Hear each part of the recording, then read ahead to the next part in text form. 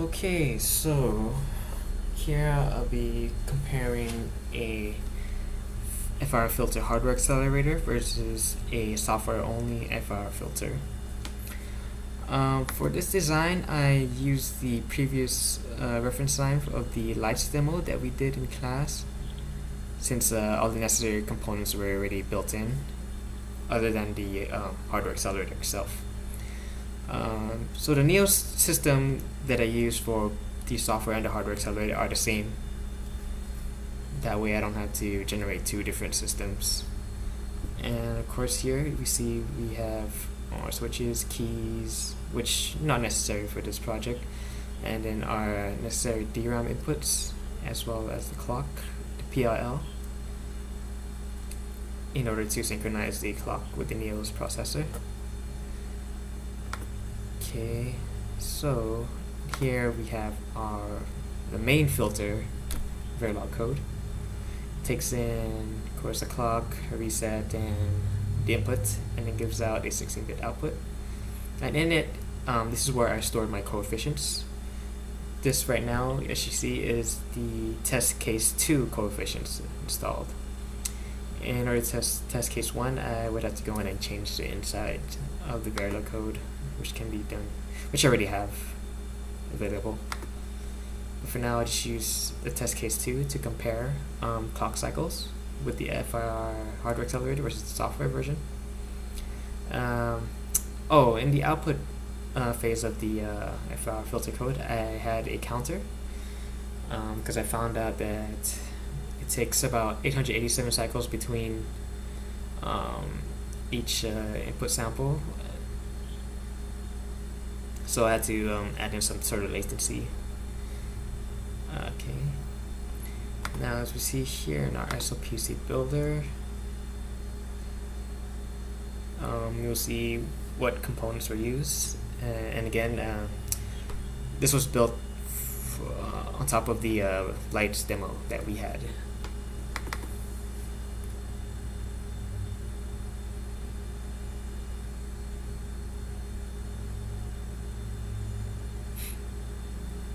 Okay, and then you'll see processor used is the economic version. I stored the reset vector, section vector, and the on-chip memory. And here we see the on-chip memory, the LED lights, switches, JTAG UART, and this is the interface from also the previous example.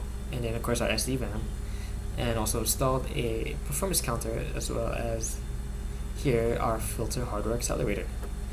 And as we see in my filter hardware accelerator, I have the interface, the 16-bit adder, the actual filter, and of course the MAC and the 16-bit multiplier. So this was, you could regenerate this just to show it working.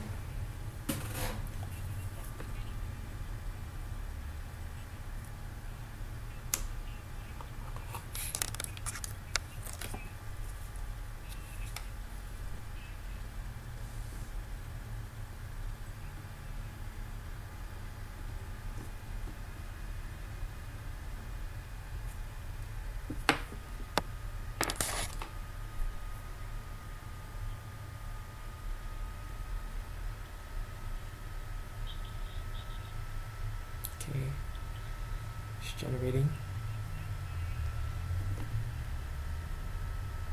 Let's go.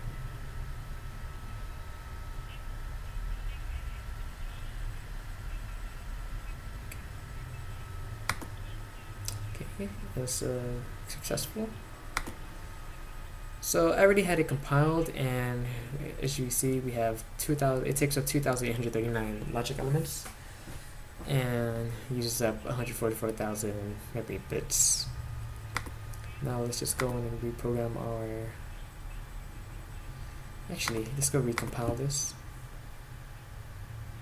just to see.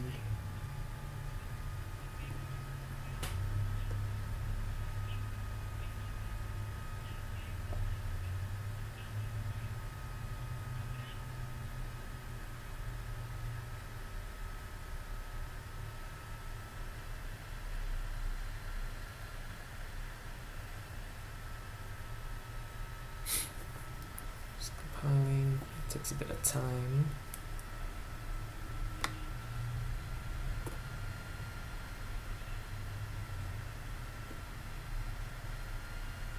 I'll just do the fitting process.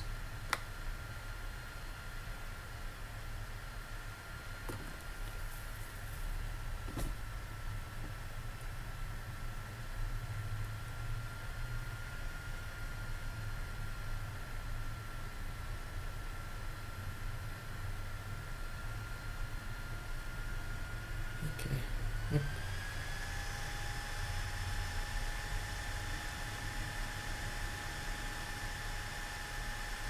Okay. Now we program our FPGA board. So we do this. Successful. Okay. Now we go into Neo's IDE to test both our hardware accelerator and software version of the FIR filter. So here we have our software code. You can see the necessary header files needed, and then here I have two header files, one for the coefficients and one for the inputs, as we can see. And right now it's on test case 2. So here we have our FIR coefficients and our inputs. Okay.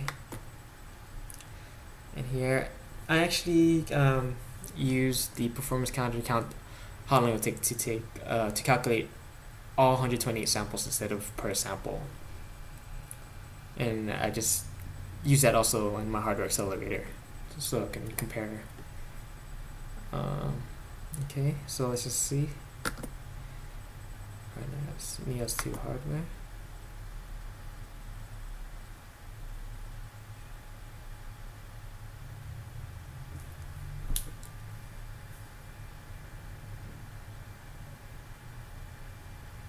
Should be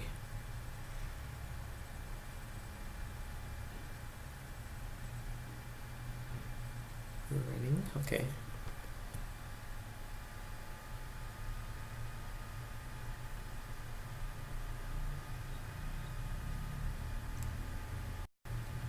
So I guess I could talk a little bit about the code before, so I could see it generating, or before, while I was compiling. So here I have 2 for loops, actually 3 for loops. Of course, the outer for loop, which just takes in all the input samples, and then here we store into our sample buffer. And this is where it reset, and Y out it resets the accumulator. And then here is where we have our filter calculation, as you can see.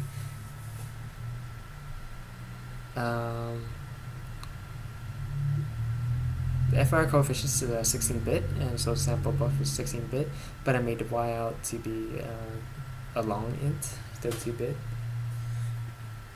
And here, our delay buffer pretty much shift all the inputs by 1 to the right. And here, I truncate my Y out value by 15, so it returns it back to a Q15 number. And this is where it stops counting, and we should get our time it takes to calculate the FIR filter software code. And here it just prints out all the calculated samples.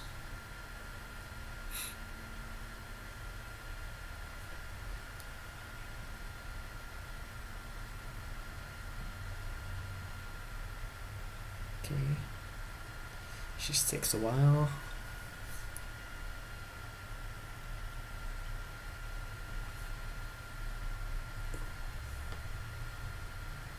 Oh, yes. Okay, should be fine. Oh, we should check out. So the program memory is in SD-RAM, everything is in the SD-RAM. And this is from the Neo system that we created, that I created.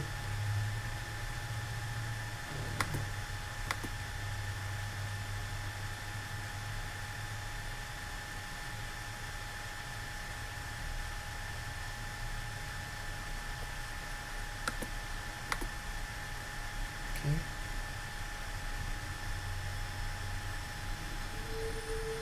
And here we go. This is from test case 2. And it took about 61 million cycles to calculate 128 inputs. Okay. Now we can go ahead and check out test case 1. Just simply change this to input A for FIR coefficient A, and we run it again. This time it shouldn't take as long. Okay.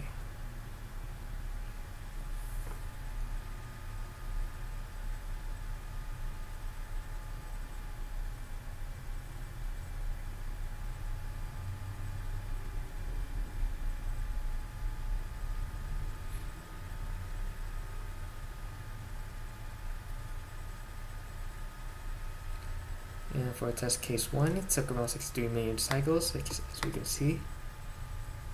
So now we will check out our hardware accelerator and how much time improvement can we have from that. Now let's just go ahead and build right now. First. Now let's see. Let's take a look at my FIR filter hardware accelerator code, C code. And here we have only one extra header, which is our input. And right now it's at test case 2. And if I want to test case 1, I would have to go back to our Verilog code and change our coefficients to test case 1. Okay. So here we take in one sample at a time in our for loop. And then we pass that sample into our filter code, our filter hardware accelerator. And just after about 128 cycles, I believe, clock cycles, the hardware accelerator should have the correct output. But then, of course, there's the latency involved or added on.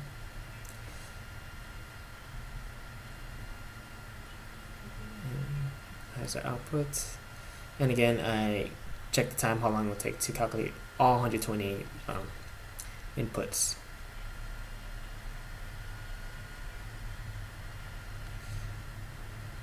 Again, since it's going to take a little bit of time, since it has to create the system library. Just generating. Okay. We will see a huge improvement once this is done compiling.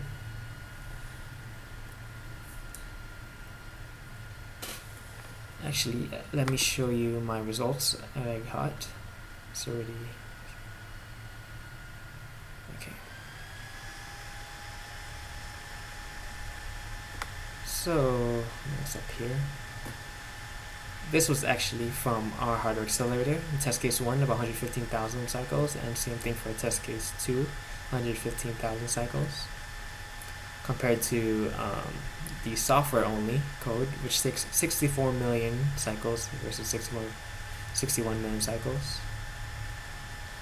And so we could give a good estimate of how long it takes. So if we go like 61 million divided by 115,000, we have a 530 time improvement.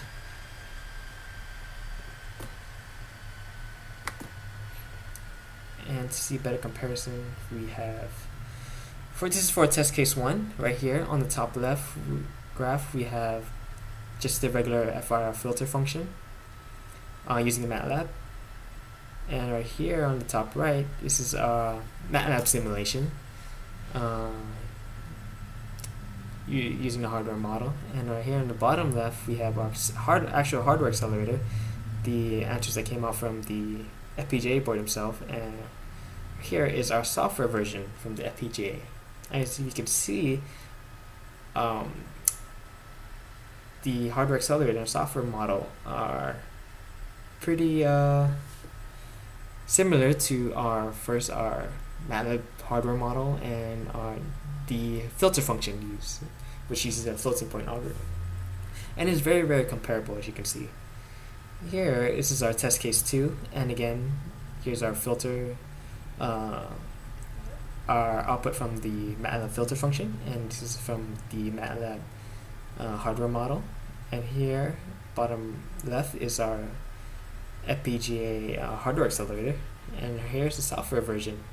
And you can see it is very comparable to the simulations, MATLAB simulation. And I believe it's done compiling. As you can see, it takes 115,000 cycles. This is from test case 2.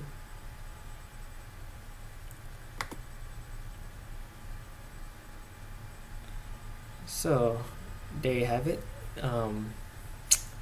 A 500 to 1 improvement, which is very, very fast. Okay.